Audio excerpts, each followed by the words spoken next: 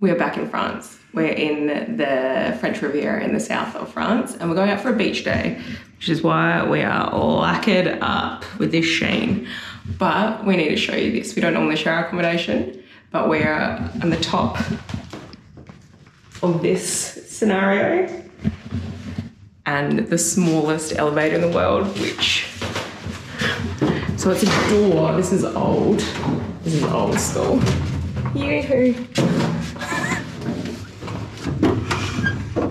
It's tight. It's tight, and these things. Oh, thank God. Fuck. Let the day begin.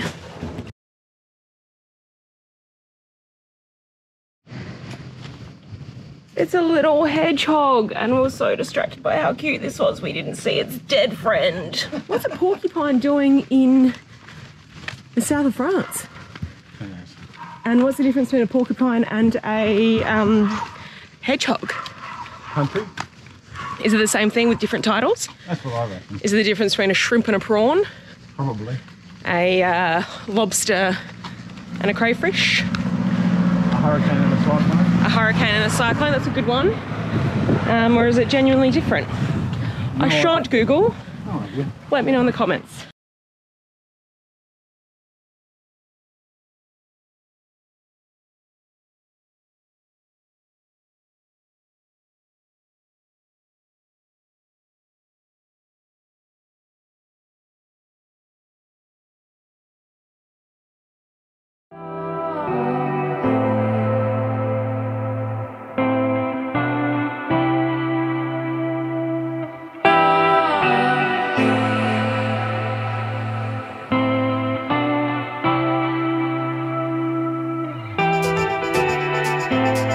I'm wearing my West Coast gear. This is to mark a moment in time. Where were you when JK kicked his 8 goals in his final game as a West Coast Eagle? Well, I was bloody in France. South of France. France. Just around the corner from Nice, in this cheap little place called Antibes. And I say that it's cheap. I'm lying through my fucking teeth. It's still quite expensive accommodation. Comparative to Nice, I imagine it's dead set cheap. But beers. Now this is the real issue that we've got here. €10 for a pint. You go fuck yourself. That is not in Wetherspoons anymore. It's not in Wetherspoons anymore. This is go fuck yourself prices. So if you come down the south of France, what you should expect, you'll see from the pan earlier, very little space on the beach. For a lad that grew up in Broome and the mystical Cable Beach. Click up here for that episode. I don't know if I'll make that work. But very little beach space to sit on. Very expensive beers. And fucking heaps of English speaking people around. There she is. Bonjour, bienvenue. Expedition. Scenario, what might call it. So we arrive in Nice to jump on a train to Monaco, do some gambling, see if we can double down on our money, bet it all on black.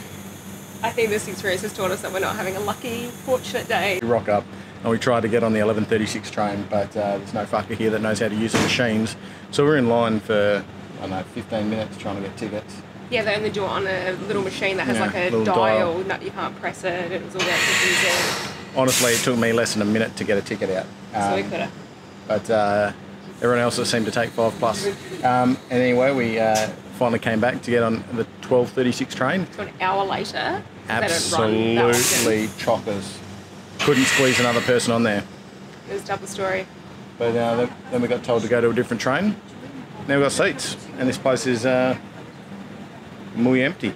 So we thought we were being clever because we're staying in Antibes because it's like half the price of staying in Nice. And so we thought we still want to go to Nice and Monaco. So we'll drive into Nice, park, get the train to Monaco, come back and then go to the beach in Nice for the day, for the rest of the afternoon, and then drive back to Antibes, which is like a 30-minute drive down the road. But we left this morning and it was just roadworks. Yeah. car accident, build up, and so we got here, we rushed to the train and then stitch up, and then we've just come back for the second time, stitch up. So we will not be gambling today. In an attempt to spend every cent that we own, we are here at the Monte Carlo Museum, just pretending to be rich, just for a day. Like ritzy places, this big bottle of tomato sauce or ketchup. Fun fact number 1, cut number 2. It's where the rich get richer and the poor lose all their fucking money.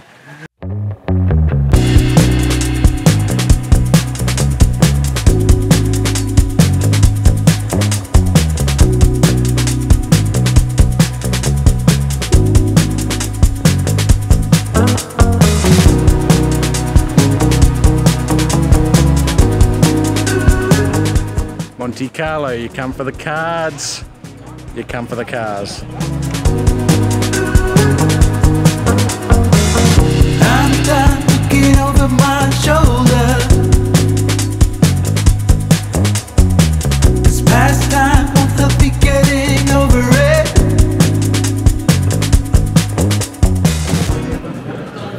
Even the Rolex is wrong. Facts are facts. What do you think?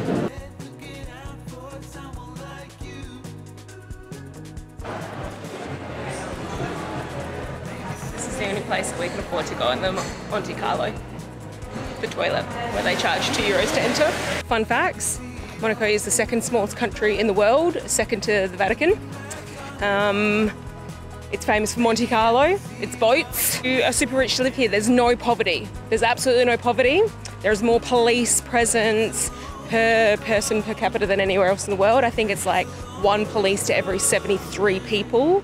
And even though it has the Monte Carlo, if you live here, you are not allowed to gamble. People live here because it has incredible tax write-offs, which is why there is incredible wealth. Grace Kelly was married to the Prince of Monaco, Rainer III, I think it was.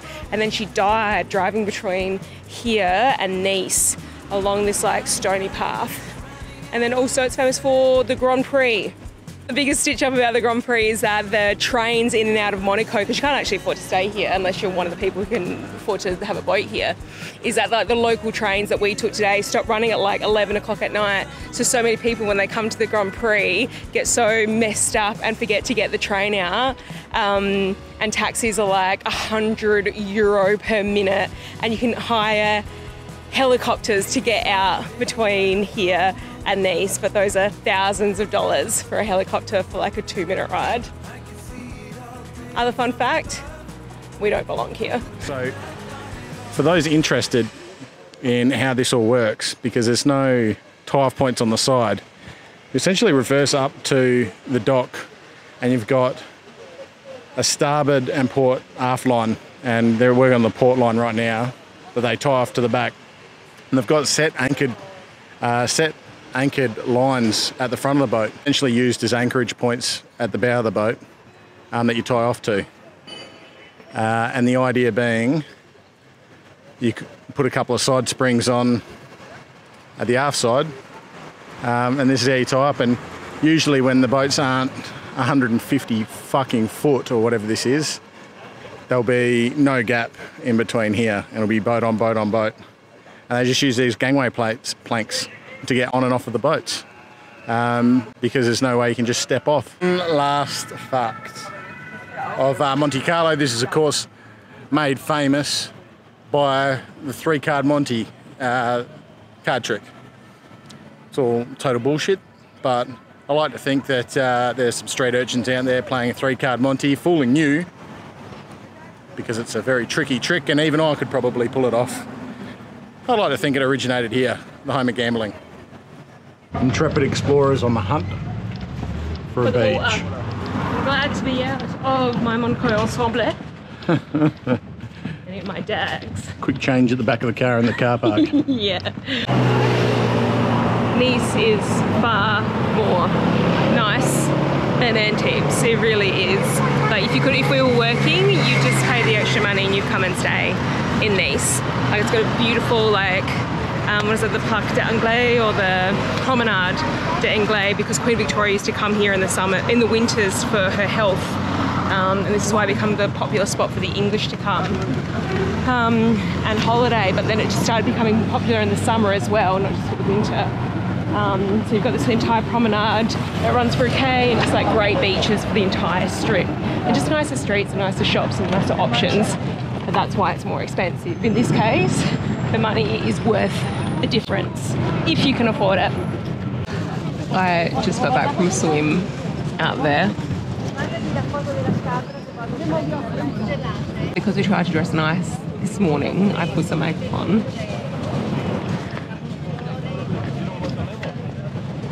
This is new mascara from Kiko Milano. I obviously didn't know what I was doing. I have never seen this before in my life. I could give a shit. I look like I'm going out to play in an American football grand final. And it's half time and the coach has given like a rousing speech. Now we've got to go out there and like kick some winning touchdowns. And I'm putting war paint on. You're a real American football expert by the sounds of it. Yeah, I should know the amount of shit you talk about in Philadelphia. I can't get it off. I'm just a human in motion. Yeah, I'm looking ahead, looking out for someone like you.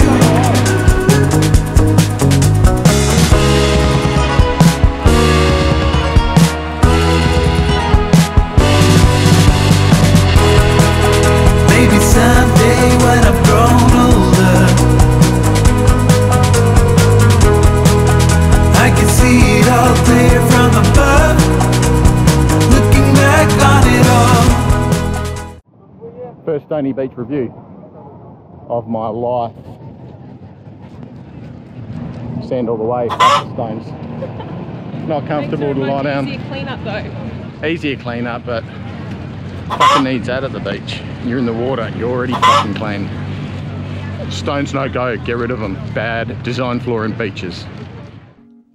Thanks heaps for watching. If you like this video, head to the playlist for the rest of the European adventure. You can see where we started and how the bloody hell we got here on Neverknot.